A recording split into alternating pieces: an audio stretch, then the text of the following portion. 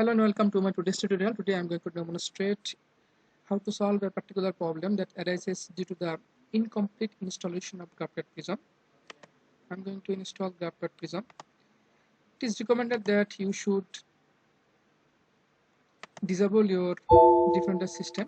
It will be better for the installation. Okay, the installation is completed. But now you can see that it will require particular license ID. So I am not going to open this using this. I am going to use this particular file for opening the Graph Prism. Choose the file, select the run as administrator.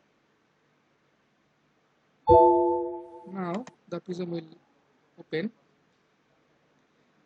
but you can see that there is a problem indicating that the number, that means files are missing, reinstall Prism or restart them. And even if you click on the start with sample data, it will show that tutorial data files are missing, reinstall Prism or restart them.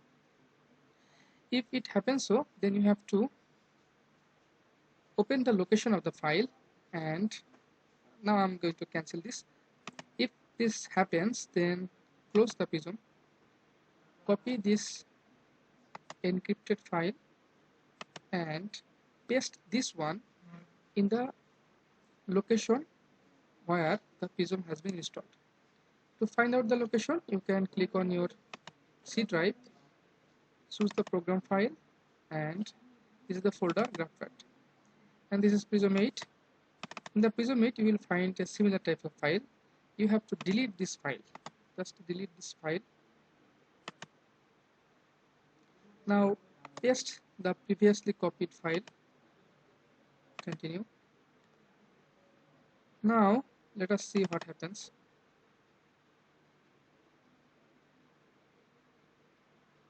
Now you can see that the tutorial files are installed, and the message, the tutorial files are missing, has been disappeared.